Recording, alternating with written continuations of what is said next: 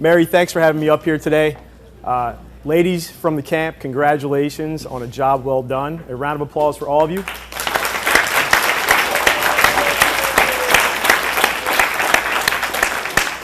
I will continue to say it for the next few years, but it's good to do stuff like this in person again and not 6 foot apart.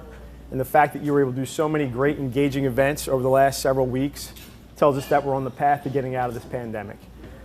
In doing some research in the trades, specifically the females, right now, less than 10% of all employees in the skilled trades area are female. That's a problem, right? We've got to change that. There's no reason why a female can't do exactly what any other gender is doing within the trades. And with your help, we're going to change that. And by doing this camp, that was the first step in this direction. For the parents in this room, you should all be very proud. First of all, for the past several weeks, your daughters were not on TikTok at home for 8 hours, right? They were touring different job sites, a Spirit Halloween, to see what 1,400 pop-up locations in 6 weeks will do across the country for one of the best seasons out there, Halloween season. And you got to see exactly what it was like out there to get your hands dirty.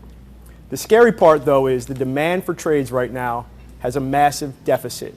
For 4 years running, the trade industry has the largest deficit in labor, okay?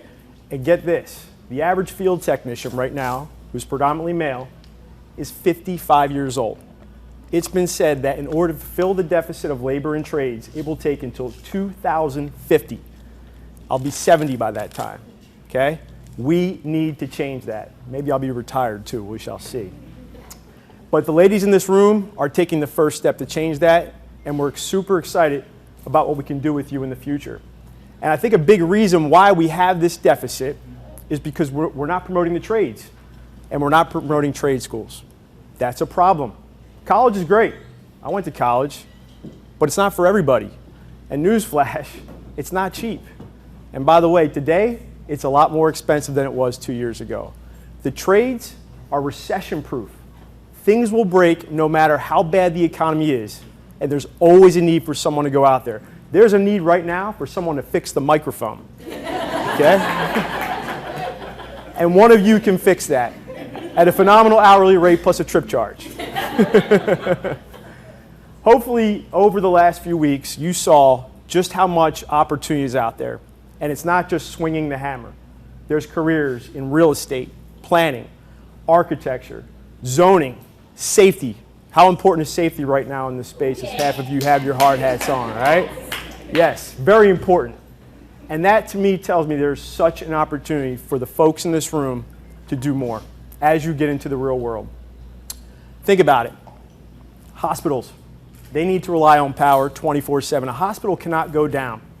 Life-changing careers like an electrician. Imagine if you were responsible for installing the new generator at Jefferson Hospital. And when the city loses power during a massive heat wave like we're experiencing right now, the generator kicks on, and because of your efforts, that hospital stayed up and running and saved lives. That's an electrician, right? Think about this. The last 2 years, we lived through a pandemic, and there were a lot of things we had to do to sort of flatten the curve, and one of them was what? Washing our hands. With what? Warm water. And how do you get warm water? A hot water heater. And who's qualified to install a hot water heater? A plumber. Think if you were the plumber that installed a hot water heater at school that helped flatten the curve as they washed their hands for 20 minutes with warm water and soap. Who has an elderly one at home? A grandfather, a grandmother, sitting at home right now watching her favorite or his favorite soap opera. The air conditioner goes out. Is it hot outside today? Has it been scorching hot all summer? You know it was the hottest day on record 3 weeks ago on a Sunday. Imagine that grandparent sitting at home and the air conditioning goes out. They might not be able to survive in this heat, but they call you because you're a certified HVAC contractor to go out and fix that unit. You get out within 2 hours, you fix the unit, and grandmom's cool and comfortable again as she gets ready for the 4 o'clock news. These are life-changing careers. And from a safety standpoint, imagine working for OSHA, going on site, and finding that ladder that's got a faulty step. You shut the job site down. You've just upset a lot of people. But guess what? That employee that was about to get on that ladder and jump on that 10th step and fall and potentially have a life-threatening injury, you saved their life. That's what the trades are all about. And each of you have an opportunity to get into those areas and make a difference. You might be wondering why I'm so passionate about getting the females in trades. As Mary alluded to, for 20 years and 27 years of the company, my father founded the company in '94, I joined in 2002. We've been helping retailers across North America when they have service issues. Broken air conditioners, clogged toilets, busted hot water heaters, cars going through storefronts, landscaping, snow removal, you name it, we've done it. And we've always relied on a network of service providers throughout the country. And we have some great relationships out there with some companies, but we also have some voids. And I get very frustrated when we can't fulfill an order as quickly as I like because we don't have enough labor out there. And the fact that we've never really considered half of our population, the females, to get into these trades, that's a big problem. And once again, we can fix that today with the help of all of you. There's a bonus. 9 months ago, at the age of 41, I had a baby girl named Mary. Wasn't in the plan, but she's here today. And as long as she's cool and willing, she'll be wearing one of those hats when she's later on in life getting into the trades, because I see it as a massive opportunity to build jobs and make a difference in this country. And speaking of Mary, there's another Mary here today, Mary Gaffney, who has put dedication, time, and effort well above and beyond for several weeks to make this camp a huge success. And Mary, we want to thank you for all your efforts for doing this today.